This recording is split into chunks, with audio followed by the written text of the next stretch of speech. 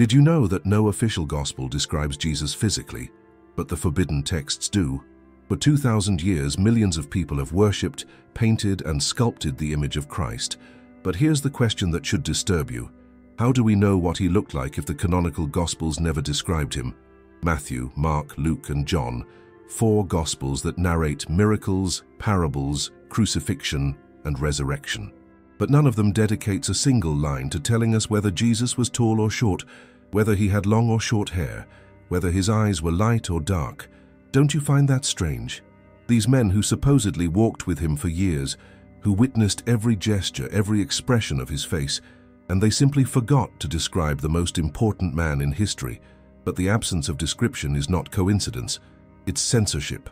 According to manuscripts preserved in Eastern monastic libraries, Jesus' first followers did write detailed descriptions of his physical appearance.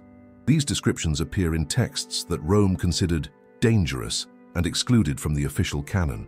Why would physical descriptions of Jesus be dangerous? The answer lies in what those descriptions revealed about his ethnic origin, his social status, and characteristics that didn't fit with the image the Roman Empire wanted to project to expand Christianity throughout its territory. Think about it. If Jesus had been described exactly as he was, a Semitic Jew of the 1st century, with the typical physical characteristics of his region and era, it would have been much harder for Rome to universalize his message and adapt it to the European populations they needed to conquer spiritually. Researchers of ancient manuscripts have documented that the first Christian communities preserved detailed oral traditions about Jesus' appearance. These traditions were later recorded in texts that circulated during the first centuries, but mysteriously disappeared after the Council of Nicaea in the year 325. Coincidence? Specialists in early ecclesiastical history don't think so. Dr. Antonio Lombati, historian specialized in primitive Christianity, has pointed out that there exists a systematic pattern of elimination of texts that contained specific physical descriptions of Jesus, especially those that emphasized his Semitic characteristics. But some of these texts survived, hidden in remote monasteries, preserved by communities that refused to accept Rome's official version, translated into languages that the Vatican didn't completely control. And what these texts reveal will impact you. According to the Arabic Gospel of the Infancy, preserved in 6th century Syriac manuscripts, Jesus had a radiant face but markedly Semitic features, with curly dark brown hair and large honey-colored eyes. The Letter of Lentulus, a controversial but historically documented document, describes Jesus as a man of medium stature, with hair the color of a ripe nut, straight to the ears but curled from there to the shoulders, with a thick beard divided in the middle, of a color similar to the hair but more brilliant.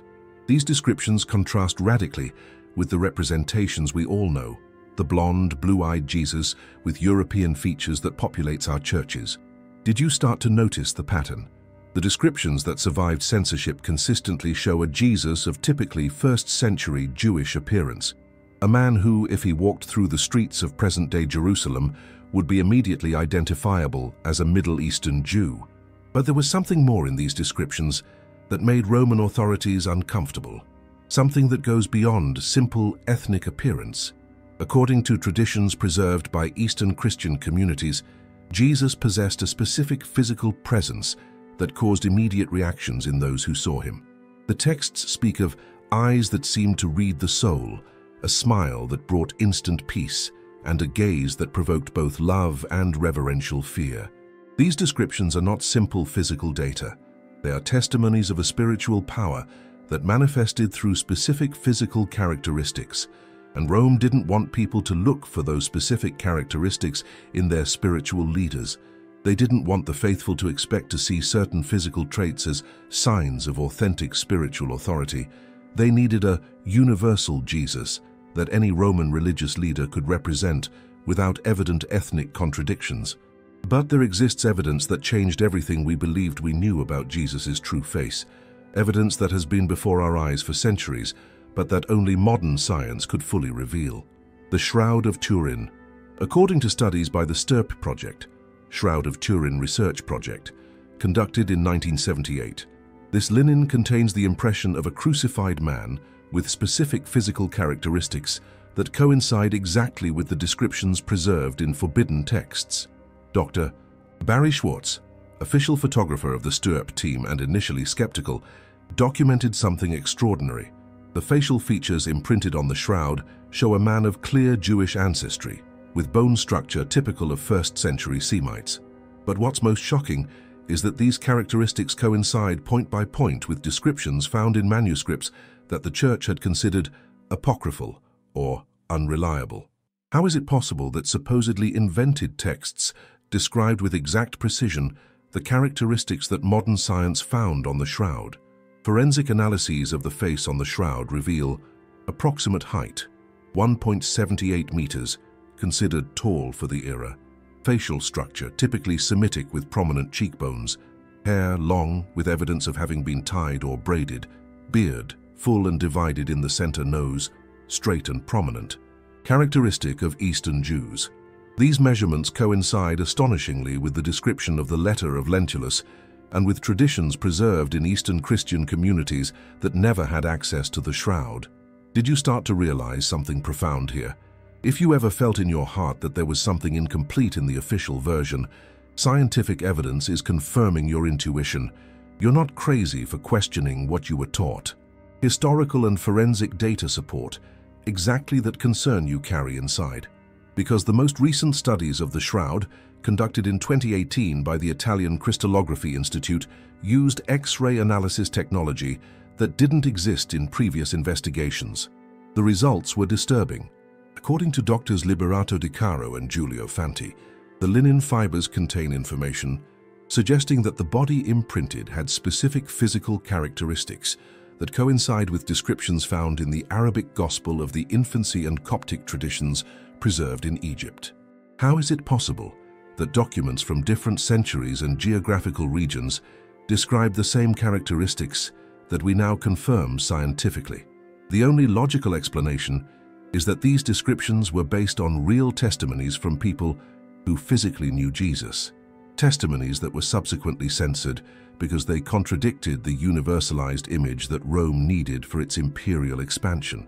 But the shroud reveals something deeper than simple physical characteristics.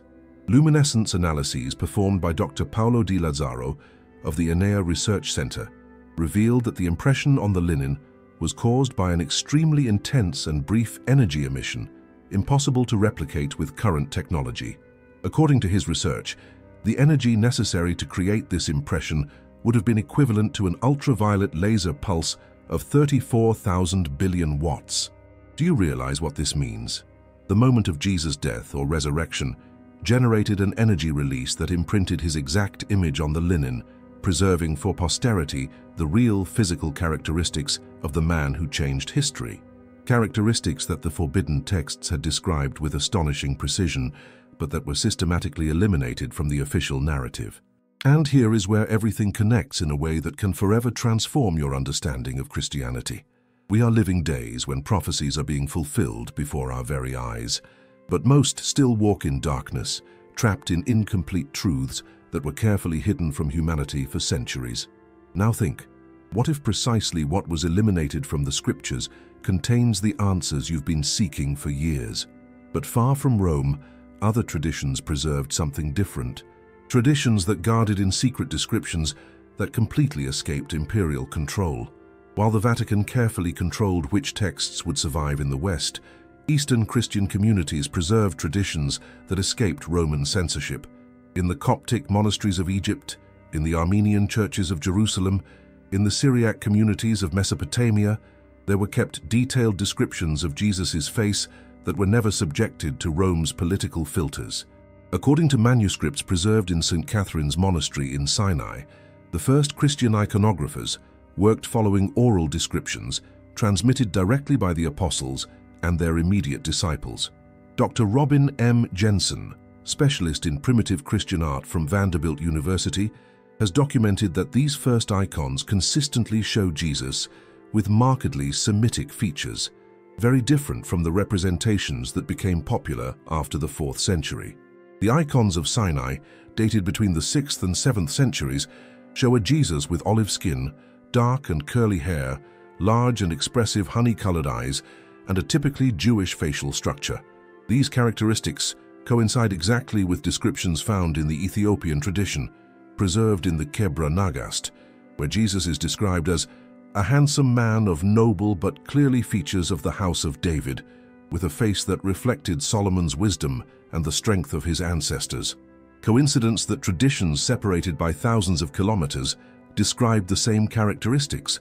Researchers of ancient manuscripts have found a fascinating pattern. The further a Christian community was from Rome's direct control, the more specific and detailed were the physical descriptions of Jesus they preserved. In Armenian traditions, Jesus is described with hair that shone like polished bronze under the sun, eyes that changed color according to his mood, from golden honey in teaching moments to deep green in moments of authority, and hands that showed the marks of carpenter's work. The Syriac tradition, preserved in the Gospel of the Hebrews, mentions that Jesus had a beard naturally divided in two parts, as was customary among rabbis of his time, and a small scar on the right eyebrow, result of an accident in Joseph's workshop.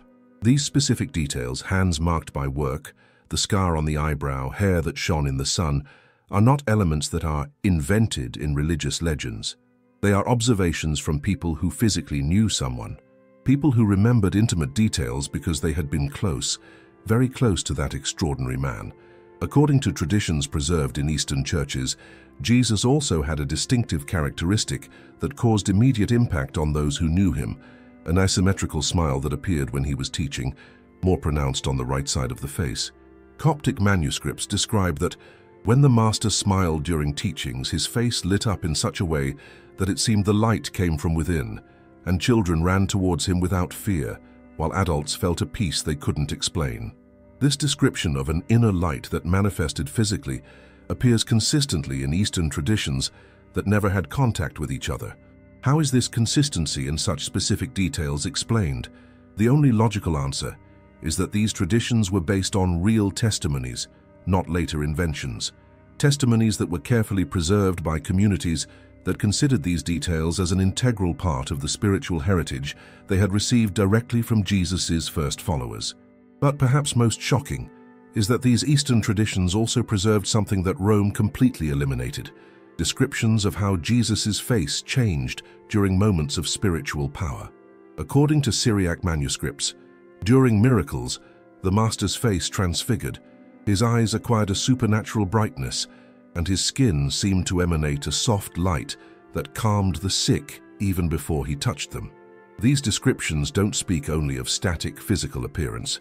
They speak of a face that reflected dynamic, changing, living spiritual power, a face that Rome preferred to convert into a static and universal symbol, eliminating the specific details that could make people seek those same manifestations of power in their own spiritual lives.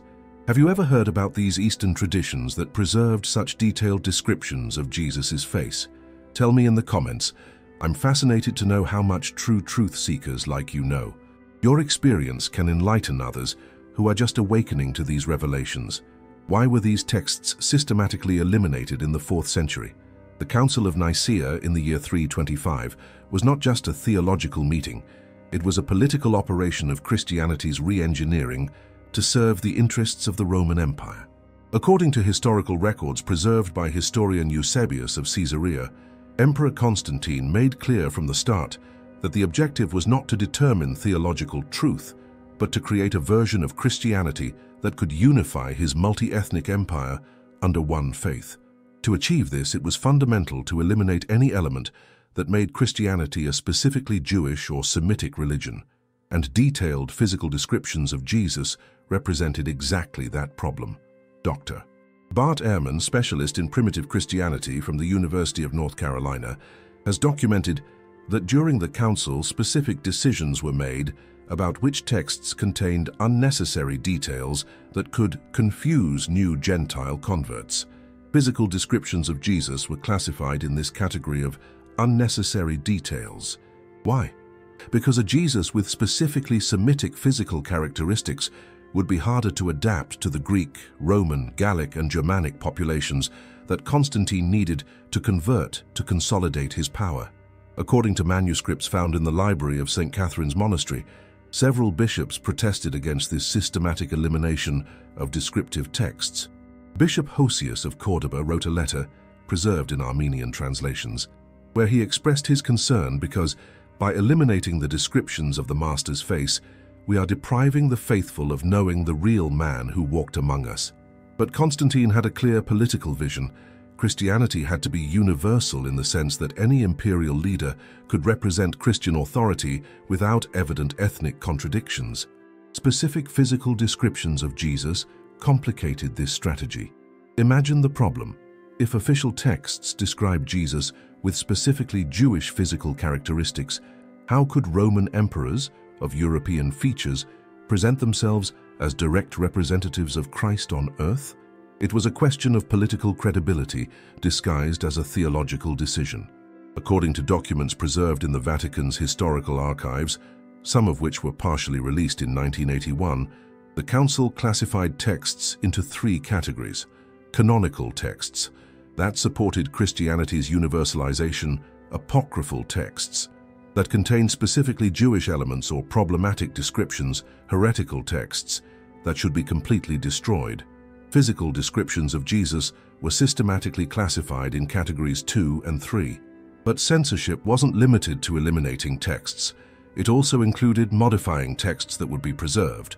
Dr. Antonio Lombati has identified evidence that several passages of the canonical Gospels were edited during this period to eliminate indirect references to Jesus' physical appearance.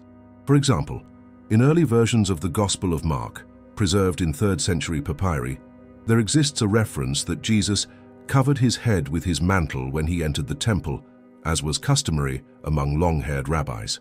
This reference disappeared in versions after the Council of Nicaea. Coincidence? Textual criticism specialists have identified at least 12 similar references that were eliminated or modified in the canonical Gospels during the 4th century. All of them contained clues about the physical appearance or specifically Jewish customs of Jesus. But perhaps most revealing is what happened with Christian artists after the Council. According to Dr. Robin M. Jensen, there exists a radical change in Christian iconography before and after the year 325. Icons prior to the Council consistently show Jesus with Semitic characteristics. Later icons show a gradual Europeanization that culminates in the 6th century with the blonde, blue-eyed representations we know today. This change was not spontaneous. It was directed.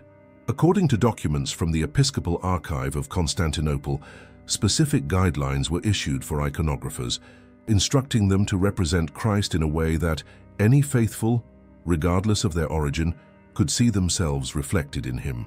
In practical terms, this meant progressively eliminating specific ethnic characteristics and adopting an average of characteristics that could be acceptable throughout the empire. The result was the gradual loss of authentic descriptions of Jesus' real face, descriptions that had been carefully preserved by communities that considered them an integral part of their direct spiritual heritage. But some of these texts survived official censorship, hidden, secretly copied, translated into languages that Rome didn't completely control. And what they revealed about Jesus' true face was so specific, so detailed, that it could only come from direct testimonies from people who had known him personally. But the elimination of descriptive texts wasn't the only strategy Rome used to erase Jesus' true face. If you carefully observe the oldest icons of Christianity and compare them with later representations, you'll discover something disturbing. There exists a specific moment in history where Jesus' face changed radically. In Rome's catacombs, the first representations of Christ, 2nd and 3rd centuries, show a young man, beardless, with clearly Semitic features and short, curly hair. These paintings were made by Christians living in hiding, many of them converted Jews who preserved direct oral traditions about Jesus' appearance. But after the Council of Nicaea, representations changed dramatically. According to Dr. Robin M. Jensen, specialist in primitive Christian art, there exists a systematic transformation of Christian iconography that coincides exactly with the officialization of Christianity under Constantine. The icons of St. Catherine's Monastery in Sinai, dated in the 6th century, show this transition fascinatingly. Some icons preserve the original Semitic characteristics, while others already show the Europeanization that would become standard. What caused this radical and coordinated change? Researchers have found evidence that there existed a deliberate iconographic reform directed from Constantinople that established new standards for Christ's representation. According to documents preserved in the archives of the Patriarchate of Constantinople, official models were sent to the empire's main churches, specifying how Jesus should be represented to maintain the visual unity of faith. These models showed a Christ of more universal features: brown hair, not black, light eyes, not dark, paler skin, not olive, and less specifically Semitic facial structure. But some iconographers resisted these changes. In remote monasteries of Egypt, Armenia, and Syria, they continued creating icons based on orally preserved traditions, not on Constantinople's official models. These rebel icons consistently show a Jesus of specifically Jewish appearance, with details that coincide exactly with descriptions found in texts that escaped official censorship. Dr. Jaroslav Pelikan, religious art historian from Yale University, documented that there exists a silent war in primitive Christian iconography between two completely different visual traditions. One tradition based on direct testimonies preserved by Eastern communities. Another tradition based on political decisions made in Constantinople to serve imperial interests. But perhaps most revealing is what happened with icons that preserved the original Semitic characteristics. Many of them were systematically restored during the 7th and 8th centuries, subtly modifying facial features to make them more universal. Dr. Thomas F. Matthews of the Institute of Byzantine Studies has identified evidence that these restorations were not accidental, but part of a deliberate policy of iconographic uniformization. Using paint layer analysis technology, researchers have discovered that many famous icons were originally painted with Semitic characteristics that were later modified. The Pantocrator Christ icon of Sinai, one of the most famous of Eastern Christianity, shows evidence of having been Europeanized on at least 3 different occasions throughout the centuries. Each restoration moved the image further from the original face that had been preserved in the oldest oral traditions. Why so much effort to progressively change Jesus' appearance? Because the specific face with identifiable ethnic characteristics represented an obstacle to Christianity's imperial expansion. A clearly Jewish Jesus constantly reminded converts that Christianity had emerged as a reform of Judaism, not as a completely new and universal religion. This reminder complicated Rome's efforts to present Christianity as the natural religion of the entire empire, without specific links to particular ethnic traditions. But icons weren't the only evidence that survived this systematic transformation. While Rome systematically eliminated physical descriptions from official texts, some Gospels containing these descriptions survived in the shadows. The Gospel of Thomas, discovered at Nag Hammadi in 1945, contains passages that were deliberately excluded from the official canon precisely because they described specific physical aspects of Jesus that didn't suit the Roman narrative. According to Logion 108 of the Gospel of Thomas, Jesus said, "Whoever drinks from my mouth will become as I am, and I myself will become him, and the hidden things will be revealed to him." But in more complete versions preserved in Coptic manuscripts, this passage includes a description, "And when you look at me face to face, you will see that my face is the face of those who followed me from the beginning, because I carry in my flesh the marks of my people." This reference to the marks of my people is clearly an allusion to specifically Jewish physical characteristics. Why was this portion of the text eliminated in versions that circulated in the Greco-Roman world? The Gospel of Philip, another Nag Hammadi text, contains even more specific descriptions that explain why these texts were considered dangerous by Roman authorities. According to the manuscript preserved in Coptic, the Savior did not come from heaven as appears to some. When he came, he was like those among whom he lived. That's why those of his house didn't recognize him, because he was in appearance like them, but in power different. This description suggests that Jesus had the typical appearance of Jews of his era, so normal that his own countrymen didn't recognize him as special by his physical aspect. But the text continues with more specific details. His hair shone like gold when he taught, but was dark as night when he walked among the crowd. His eyes changed like the sea changes, green in anger, golden in compassion. These descriptions of changing physical characteristics according to spiritual state don't appear in any canonical gospel. Coincidence? Dr. Marvin Meyer, specialist in Gnostic texts from Chapman University, has pointed out that there exists a systematic pattern in texts excluded from the canon. Those containing specific physical descriptions of Jesus were consistently classified as apocryphal or Gnostic. The Acts of John, another text preserved in Greek and Coptic manuscripts, contains perhaps the most detailed description of Jesus' face that survived censorship. "I saw a man whose face shone more than the sun. His teeth were whiter than milk. His hair was long and curly, floating over his shoulders like golden waves. His eyes were like flames of fire, but sweet as honey. His beard was thick and black, divided in the center as was customary among teachers of the law." This specific description, long and curly hair, eyes like flames but sweet, divided beard, coincides exactly with the oldest iconographic tradition and with descriptions preserved in Eastern communities. But there's something deeper in these forbidden texts that explains why they were so feared by Rome. The Acts of John continue describing something no canonical gospel mentions. "When I looked at him fixedly, I saw that sometimes he seemed a beardless young man, and other times a mature man with a beard. His stature also varied, sometimes small among us, sometimes so tall that his head touched the heavens." This description of a Jesus who changed physically according to circumstances was not just mysterious, it was problematic for a church that needed fixed icons and static representations for its official ceremonies. How can you create an official image of someone who supposedly changed appearance?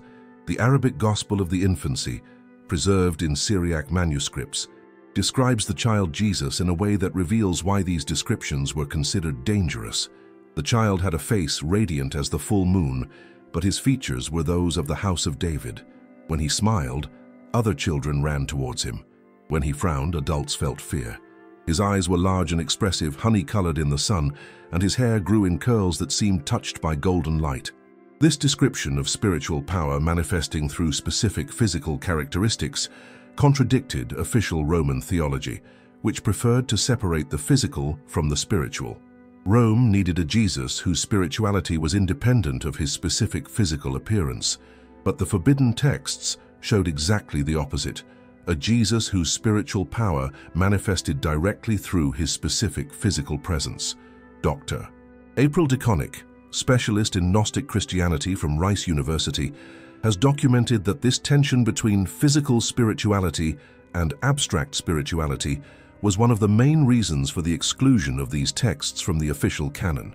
The forbidden Gospels presented a model of spirituality that depended on recognizing specific physical manifestations of divine power. Rome preferred a model where divine power manifested through controllable human institutions, not through specific physical characteristics that people could seek and recognize for themselves. According to the Gospel of Bartholomew, preserved in Ethiopian manuscripts, the Master told us, "Those who have truly seen me know that the kingdom also manifests in the flesh. Do not seek only in the spirit what also dwells in the glorified body." This teaching about the physical manifestation of the kingdom directly contradicted Roman theology that radically separated the spiritual from the material. Do you see the pattern? The texts that were forbidden didn't only contain physical descriptions of Jesus. They contained a complete theology about how spiritual power manifests through specific physical characteristics. A theology that would have empowered people to recognize authentic manifestations of divine power based on observable physical signs. A theology that would have made it much harder for Rome to control who could or couldn't represent Christian spiritual authority. But among all the documents that survived censorship, there exists one that has caused more controversy than any other. A document that contains the most detailed and specific description of Jesus' face that has ever survived official censorship. The Letter of Lentulus, supposedly written by Publius Lentulus, governor of Judea before Pontius Pilate, to the Roman Senate.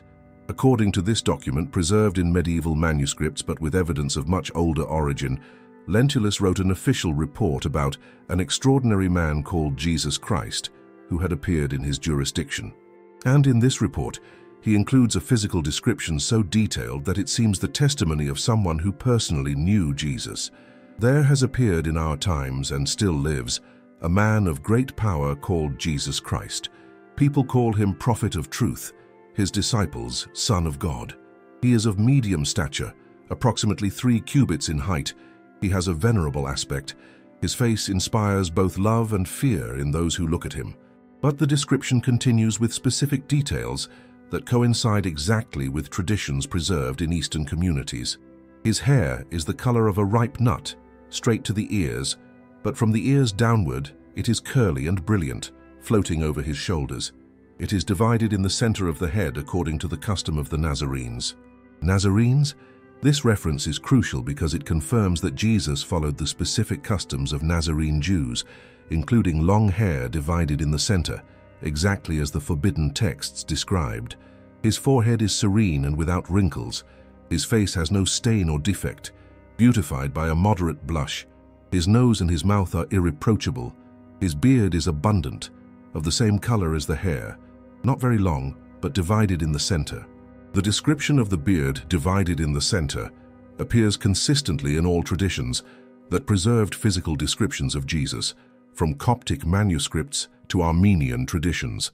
His eyes are bright and clear, of variable color between blue and gray according to the light, expressive and terrible when he reproves, but sweet and kind when he exhorts.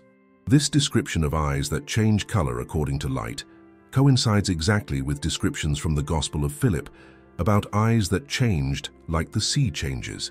But the letter of Lentulus includes details that go beyond simple physical description.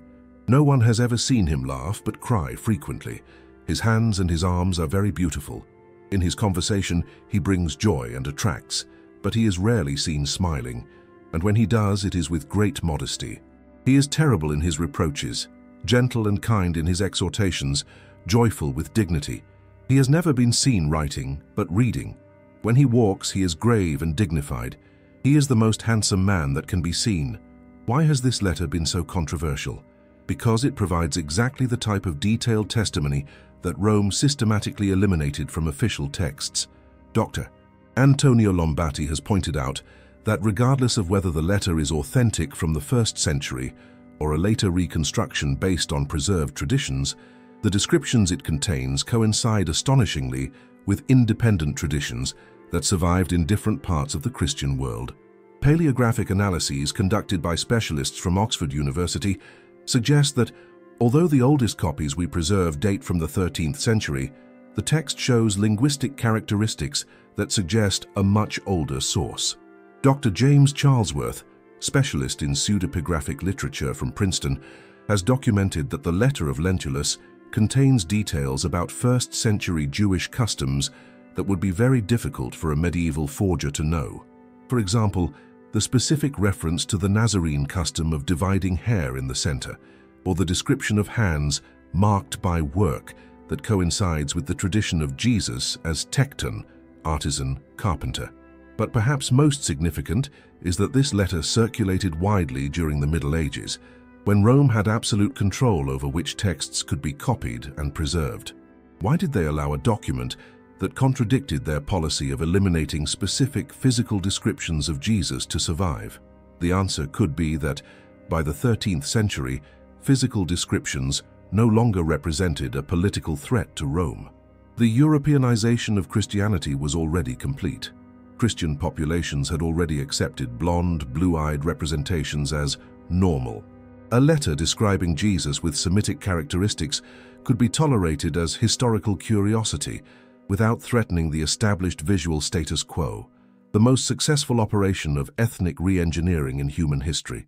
For almost 2,000 years, the world has worshipped the image of a European Jesus, blonde, blue-eyed, pale-skinned, and with Nordic features. But what does science say about how a 1st century Jew born in Nazareth really looked, Dr.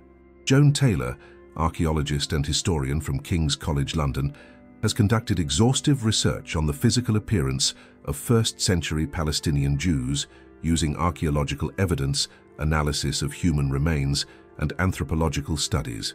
Her conclusions are conclusive. Jesus would have had olive to dark skin, black and curly hair, dark brown eyes, height between 1.60 and 1.70 meters, and robust complexion typical of a manual worker.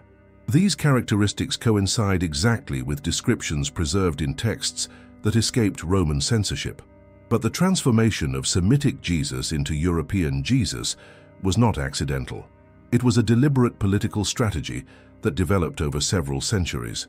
According to Dr. Richard A. Horsley, specialist in historical Jesus studies from the University of Massachusetts, the Europeanization of Jesus was essential for Christianity's success as a Roman imperial religion. Why? Because a Jesus with specifically Semitic physical characteristics would have constantly reminded peoples conquered by Rome that they were adopting the religion of a people that Rome had destroyed. Imagine the psychological contradiction.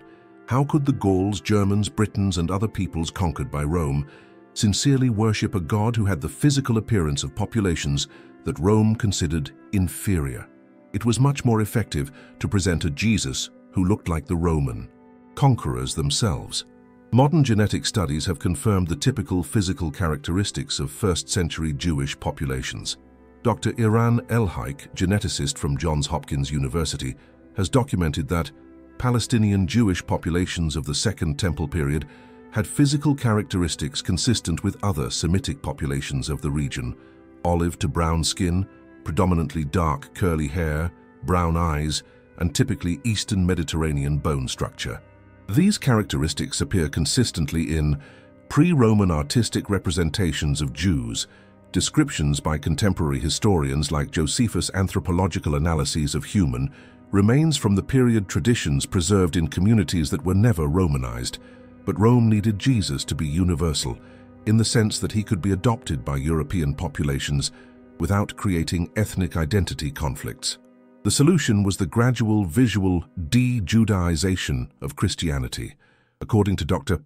Robin M. Jensen, this process followed specific stages: 4th, 5th century, elimination of specifically Jewish symbols, menorahs, Star of David, references to the temple; 5th, 6th century, gradual modification of facial features in icons, making them less specifically Semitic; 6th, 7th century, introduction of general Mediterranean features that could be acceptable both in East and West; 7th, 8th century, progressive adoption of more European features, especially in Western churches. This process was not spontaneous. It was directed from Constantinople and Rome through specific guidelines for artists and iconographers. According to documents from the Episcopal Archive of Ravenna, there existed representation manuals that specified how Christ should be painted to maximize the identification of the faithful with the Savior. In practical terms, this meant making Jesus look progressively more like local populations where new churches were being established. But biblical anthropology tells us something completely different. Jesus was a tekton, artisan carpenter, who worked with his hands under the Palestinian sun. He would have had skin tanned by outdoor work, calloused hands, robust complexion developed by years of physical work. His appearance would have been that of a first-century Semitic worker, not that of a medieval European philosopher. According to Talmudic descriptions of Palestinian Jews of the time, the men of Galilee were known for their robust complexion, thick dark hair, and strong voices developed by outdoor work. Jesus would have fit perfectly into this description, but there's something deeper in this ethnic transformation that goes beyond simple physical appearance. By Europeanizing Jesus, Rome didn't just change how he looked, but also how his message was understood. A Semitic Jesus represents liberation from imperial oppression. A European Jesus represents divine imperial authority. The difference is not just visual, it's theological and political, but beyond historical and scientific evidence, there existed even more extraordinary testimonies about Jesus' true face. Throughout the centuries, saints and mystics from different eras and regions have reported detailed visions of Jesus that coincide extraordinarily with each other and with descriptions preserved in ancient texts. These visions are important because they were experienced by people who didn't have access to the forbidden texts we've been exploring. But their descriptions coincide astonishingly with the oldest traditions. Saint Bridget of Sweden, 1303–1373, experienced visions so detailed that she wrote specific descriptions of Jesus' face. According to her revelations, preserved in 14th century manuscripts, I saw the Savior with a face more beautiful than everything created. His hair was thick and long to the shoulders, of a color between brown and golden with natural waves. His beard was moderately thick, divided in two parts. His eyes were large and clear, changing from golden honey to green according to his expression. This description of eyes that change color according to expression appears consistently in mystical visions separated by centuries, without the visionaries having contact with each other. Saint Catherine of Siena, 1347–1380, described visionary encounters where she saw Jesus with skin the color of polished bronze, hair that shone like dark gold in the sun, and eyes that seemed to contain all the compassion of the world, but also a fire that burned everything false. The reference to skin the color of polished bronze coincides exactly with biblical descriptions from Revelation and with characteristics typical of first-century Semitic populations. But perhaps the most detailed visions were those of Blessed Anne Catherine Emmerich, 1774–1824, whose visionary accounts were meticulously documented by poet Clemens Brentano. Emmerich described Jesus with extraordinary specificity. His stature was tall, approximately 8 Parisian feet. His body was slender but strong, formed by work.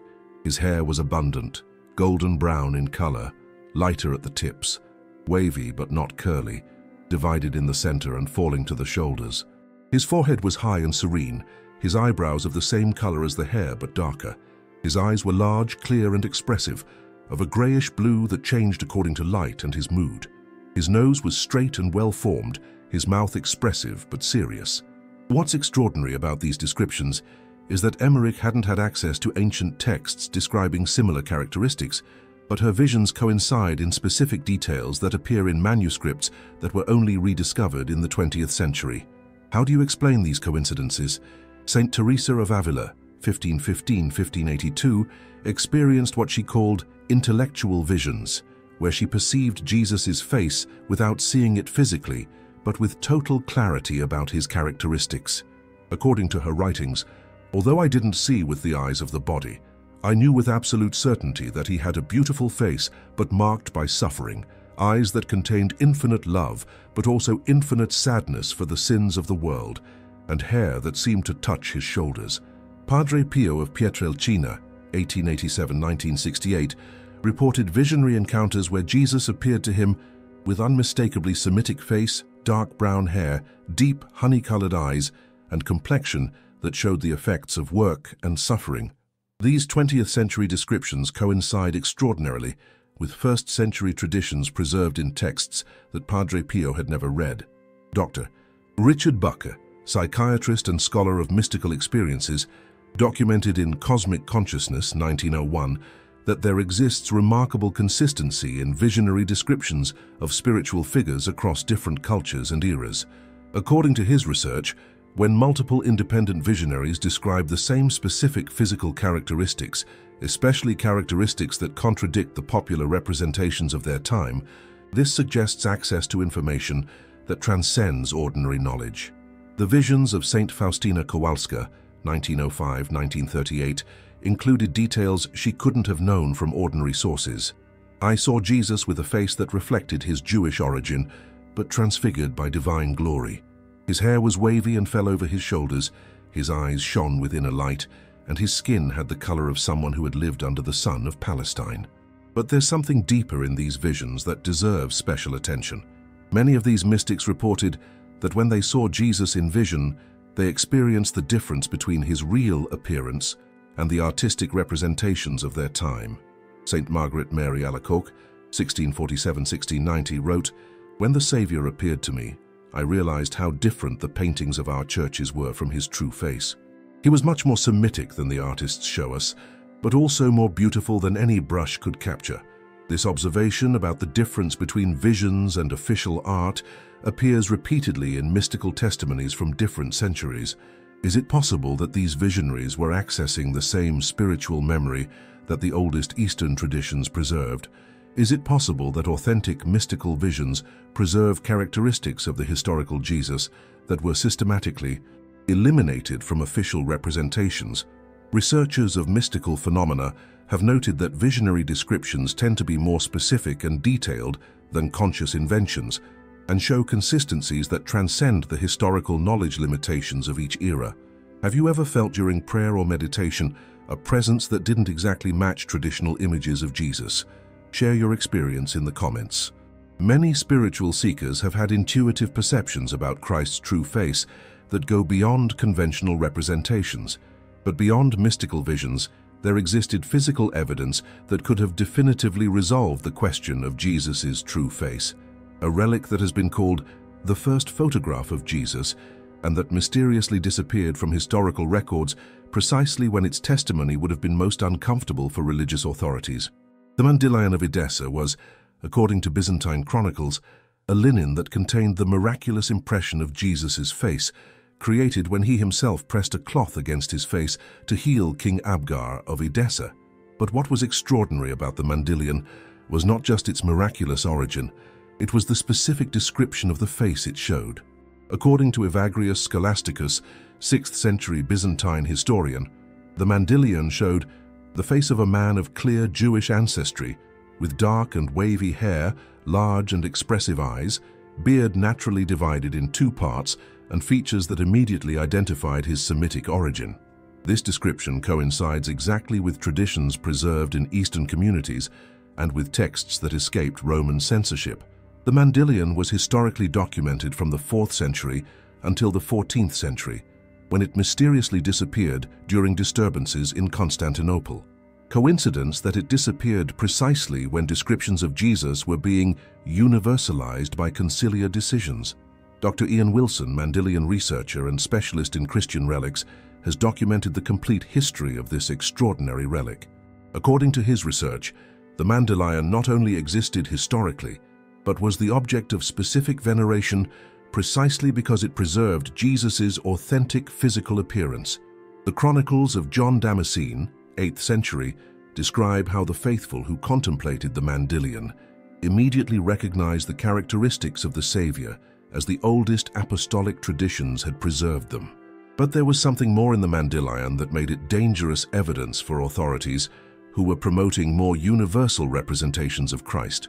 According to preserved descriptions, the face of the Mandylion showed not only specific ethnic characteristics, but also a particular expression that caused immediate emotional reactions in those who observed it. Michael the Syrian, 12th century chronicler, wrote, "Those who looked at the holy face in the Mandylion experienced a mixture of love and reverential fear, as if they were in the presence of the Savior himself. The eyes seemed to follow the observer, and the expression changed according to the light, showing now infinite compassion, now divine authority." This description of an image that changed according to light and followed the observer coincides with descriptions of visionary experiences and with traditions that spoke of spiritual power manifesting through specific physical characteristics. But perhaps most significant is what happened during the iconoclastic controversies of the 8th century. When Emperor Leo III prohibited religious images, the Mandylion was specifically accepted from the prohibition because it was considered not made by human hands. However, chronicles indicate there was tension about what facial characteristics should be emphasized when creating copies of the Mandylion. According to documents from the Patriarchal Archive of Constantinople, some iconographers insisted on faithfully reproducing the specific Semitic characteristics of the original, while others preferred to interpret these characteristics in a more universal way. This tension about how to represent the Mandylion reflects the same general policy of universalization that had led to the elimination of specific physical descriptions in official texts. Dr. Gino Zaninotto, specialist in Christian relics from the University of Milan, has pointed out that the Mandylion represented a problem for ecclesiastical authorities because it provided an identity photo of Jesus that contradicted the representations being officially promoted. The last reliable historical references to the Mandylion date from the 14th century during the political convulsions that preceded the fall of Constantinople. Several chroniclers mention that the Mandylion was moved to a safe place to protect it from disturbances, but it never appeared again in public records. Was it really destroyed by accident during conflicts? Or was it deliberately hidden because its testimony too evidently contradicted the official representations that were already established? Some researchers suggest the Mandylion could have been secretly transferred to remote monasteries where it could be preserved without causing official embarrassment. Others propose it was deliberately destroyed by authorities who considered its testimony problematic for Christianity's visual unity. Dr. Daniel Scavone, historian from the University of Southern Indiana, has documented fragmentary references suggesting that copies of the Mandylion might have survived in private monastic archives.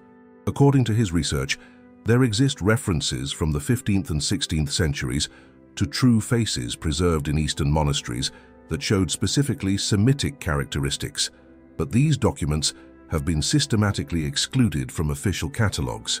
The disappearance of the Mandylion deprived Christianity of what could have been definitive evidence about Jesus' true face, evidence that would have resolved once and for all the contradictions between preserved traditions and official representations. But even without the Mandylion, modern science has developed methods that allow us to reconstruct with extraordinary precision what Jesus' face would really have been like. For the first time in history, we have the scientific tools to accurately reconstruct the face of the historical Jesus based on anthropological, archaeological, and forensic evidence. Dr. Richard Neve, specialist in forensic facial reconstruction from the University of Manchester, led a revolutionary project in 2001 that used modern forensic techniques to reconstruct the probable appearance of a first-century Palestinian Jew. His methodology included anthropological analysis of first-century Jewish skulls found in archaeological excavations, studies of contemporary Semitic populations of the region, historical data about typical physical characteristics of manual workers of the time, digital reconstruction based on craniometric measurements. The results were revealing. The reconstruction shows a man with dark olive skin, short and curly black hair, dark brown eyes, prominent nose, and robust facial features typical of a Semitic manual worker. This reconstruction coincides exactly with descriptions preserved in texts that escaped Roman censorship, but contrasts radically with traditional European representations. Dr. Joan Taylor complemented these studies with specific research on the material culture of the first century in Palestine. According to her findings, published in What Did Jesus Look Like? 2018, all archaeological, anthropological, and historical data converge on the same profile. Jesus would have had the typical appearance of a Jewish artisan from first-century Galilee. But scientific advances have gone beyond simple facial reconstruction. Genetic studies of Jewish populations have provided specific data about the predominant physical characteristics in Palestinian communities of the Second Temple period. Dr. Harry Ostra, geneticist from the New York School of Medicine, has documented that first-century Palestinian Jewish populations had genetic characteristics that translated into specific phenotypes: olive to brown skin, predominantly dark and curly hair, brown eyes, and typically Eastern Mediterranean bone structure. These genetic data confirm forensic reconstructions and coincide with historical descriptions preserved in communities that were never influenced by Roman universalization. The Hebrew University of Jerusalem conducted a complementary study in 2019 using artificial intelligence to analyze artistic representations from the 1st to 4th centuries, before the systematic transformation initiated after the Council of Nicaea. The results were extraordinary. Dr. Shlomo Bunimovitz, archaeologist who directed the project, documented that there exists remarkable consistency in pre-Nicene representations of Jewish figures, including the first representations of Jesus in Roman catacombs. All show specifically Semitic characteristics. The AI analysis identified consistent patterns: olive to brown skin, 100% of representations; dark hair, 94% of representations; dark eyes, 89% of representations; Eastern Mediterranean facial structure, 97% of representations. But after the 4th century, these patterns changed dramatically. Representations after the Council of Nicaea show a progressive Europeanization that has no basis in anthropological data about first-century Palestinian populations. Dr. Emmanuel Anati, specialist in rock art from the Camuno Center of Prehistoric Studies, has documented a fascinating phenomenon. The earliest representations of human figures in primitive Christian art follow anthropological patterns consistent with local Semitic populations. It is only after imperial officialization that these representations begin to adapt to European phenotypes. CT scan studies conducted in 2020 by the Israel Institute of Technology analyzed bone fragments from first-century Jewish cemeteries in Jerusalem. The results provided specific data about craniofacial structure, average height, and physical characteristics of the population contemporary to Jesus. Dr. Israel Hershkovitz, physical anthropologist who directed the study, concluded, bone data confirm that first-century Palestinian Jews had physical characteristics distinctively different from European populations. Any authentic representation of Jewish figures from that era should reflect these specific characteristics. But perhaps the most significant advance has been the development of digital facial reconstruction techniques that can create three-dimensional representations based on specific craniometric data. The Faces of the Past project, developed by researchers from Imperial College London, has created digital reconstructions of first-century Palestinian Jews that consistently show characteristics that coincide with descriptions preserved in ancient texts. Dr. Caroline Wilkinson, specialist in facial reconstruction from the University of Liverpool, has pointed out that when we apply modern forensic techniques to first-century Palestinian anthropological data, we consistently obtain a phenotype that coincides with descriptions found in sources that escaped official Roman censorship. The results of multiple independent studies converge on the same profile. Height, 16521, 70 meters, average for the era. Build, robust, developed by manual work. Skin, dark olive, tanned by sun exposure. Hair, black to very dark brown. Curly, probably long according to Nazarene customs eyes. Dark brown facial structure, typical Eastern Mediterranean, with pronounced cheekbones and straight prominent nose. This scientific profile coincides exactly with descriptions from the Letter of Lentulus, preserved Eastern traditions, documented mystical visions, and texts that were systematically excluded from the official canon. Coincidence?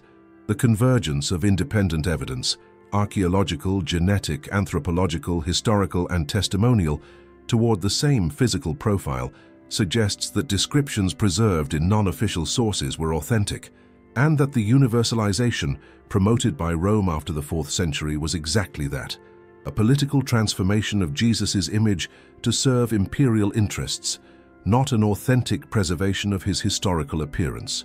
Modern science has confirmed what Eastern communities preserved for centuries. Jesus had the typical appearance of a first-century Semitic Jew, an appearance that was systematically transformed to create a universal Christ who could be adopted by European populations without ethnic identity conflicts. But now, with all the evidence gathered, we can finally reveal the true face that was hidden for almost 2 millennia. After analyzing archaeological evidence, forbidden texts, preserved traditions, mystical testimonies, historical documents, and scientific reconstructions, we can finally reveal the true face of Jesus that the Vatican hid for centuries. The consensus of all independent sources presents a consistent portrait. Jesus was a man of approximately 1.68 meters in height, with robust build developed by years of work as a tekton, artisan carpenter. His skin was dark olive, tanned by work under the Palestinian sun. His hair was black to very dark brown, wavy and long to the shoulders, divided in the center according to Nazarene custom. His eyes were large and expressive, honey to dark brown in color, with the peculiarity that they seemed to change tonality according to light and his emotional state. His beard was thick and naturally divided in the center, of the same color as his hair, but slightly brighter. His face combined clearly Semitic features, pronounced cheekbones, straight and prominent nose, Eastern Mediterranean bone structure, with an expression that radiated both authority and compassion.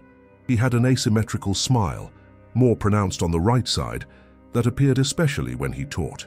His hands clearly showed the marks of manual work, with calluses developed by years of carpentry. His physical presence was magnetic.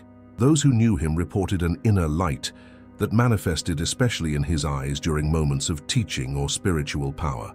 This description, compiled from sources ranging from the 1st century to 21st century scientific reconstructions, presents a Jesus radically different from the European representations that have dominated Christian art for 1500 years. Why is it important to know Jesus' true face? Because physical appearance is not just historical curiosity, it's a question of spiritual authenticity. For centuries, millions of people have sought to connect with Jesus through images that looked nothing like the historical man who walked through Palestine. They have prayed before representations that were designed to serve Roman political interests, not to preserve the authentic memory of the Savior. Knowing Jesus' true face means reconnecting with the historical Christ, without the filters of imperial manipulation. It means understanding that Jesus was completely human, with a specific physical appearance that reflected his ethnic origin, his social class, his occupation, and his cultural context. He wasn't an abstract or universal symbol. He was a specific man with specific physical characteristics who lived in a specific place and a specific time. And that specificity is essential to understanding authentic incarnation. According to traditions that preserve the most detailed descriptions, Jesus' physical appearance was not accidental. It was an integral part of his mission. As a first-century Semitic Jew, his physical appearance immediately identified him with the oppressed of his era, those colonized by Rome, manual workers, those marginalized by the imperial system. A European Jesus represents imperial authority. A Semitic Jesus represents liberation from imperial oppression. The difference is not just aesthetic, it's theological. The historical Jesus, with his specifically Semitic face, his hands marked by work, his skin tanned by the sun, embodied the dignity of colonized peoples and the hope of liberation for the oppressed. Rome needed to transform this image because a liberator with the face of the oppressed couldn't become a symbol of imperial authority. But for authentic spiritual seekers, knowing Jesus' true face means recovering the original transformative power of his message. It means recognizing that the Savior didn't come with the appearance of the powerful, but with the face of the humble. Not with the features of conquerors, but with the dignity of workers. Not as a symbol of imperial power, but as hope for spiritual liberation.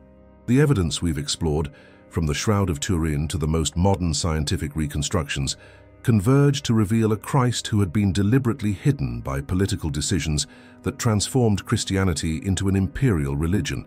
But truth always emerges.